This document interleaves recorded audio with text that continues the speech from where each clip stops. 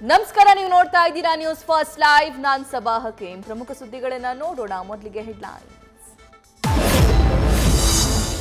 Munirathna police ಕಸ್ಟಡಿಗೆ ನೀಡಿದ ನ್ಯಾಯಾಧೀಶರು ನಿನ್ನೆ ರಾತ್ರಿ ಸತತ 3 ಗಂಟೆಗಳ ಕಾಲ ವಿಚಾರಣೆ. ಆದರೂ ಬಂಧನವಾದಾಗಿನಿಂದ ಮಾತಿಲ್ಲ, ಕಥೆ ಇಲ್ಲ. ಮೌನಕ್ಕೆ ಶರಣಾದ ಮಾಜಿ ಸಚಿವ. ಇವತ್ತು ನಡೆಯಲಿದೆ ಎನ್ಕ್ವೈರಿ.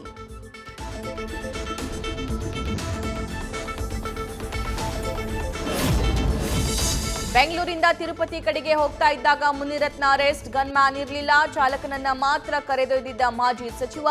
ತರಾತುರಿಯಲ್ಲಿ ಅರೆಸ್ಟ್ ಮಾಡಿದ್ದಾರೆ. ನನಗೆ ಚಿಕಿತ್ಸೆ ಅವಶ್ಯಕತೆ ಇದೆ ಅಂತ ನ್ಯಾಯಾಧೀಶರ ಎದುರು ಮನವಿ.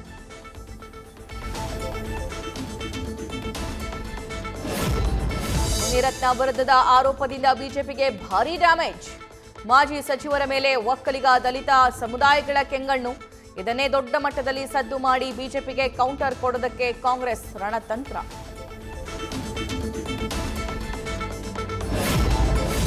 ಊಟ ಕೊಡಿಸಬೇಕಾಗುತ್ತೆ ಅಂತ 24 DAR ಸಿಬ್ಬಂದಿಯನ್ನ ಕಳಿಸಿದ್ರು. 2,000 ಉಳಿಸೋ ಜಿಪ್ಪಣತನಕ್ಕೆ ಹೋಗಿ ಎಡವಟ್ಟು ಮಾಡಿದ್ರ ನಾಗಮಂಗಲ ಠಾಣೆ ಇನ್ಸ್ಪೆಕ್ಟರ್. ರಿಸರ್ವ್ ವಾಹನ ಹೋದ ಅರ್ಧ ಗಂಟೆಯಲ್ಲಿ ಆಗಿತ್ತು ಗಲಭೆ. ದರ್ಶನ್ ಜೈಲಲ್ಲಿ ದಿನಕ್ಕೊಂದು ಖ್ಯಾತಿ ತೆಗಿತಾ ಇದ್ದಾರಂತೆ. ಟಿವಿ ಬುಕ್ ಬಳಿಕ ಈಗ ಪ್ರೋಟೀನ್ ವಿಟಮಿನ್ ಬಾಟಲ್ ಬೇಕು ಅಂತ ಬೇಡಿಕೆ. ಮುಲಾಜಿಲ್ಲದೆ ನೀವು ಕೇಳಿದ್ದೆಲ್ಲ ಕೊಡೋಕ್ಕಾಗಲ್ಲ ಅಂತ ತಿರಸ್ಕಾರ ಮಾಡಿರೋ ಜೈಲಾಧಿಕಾರಿಗಳು.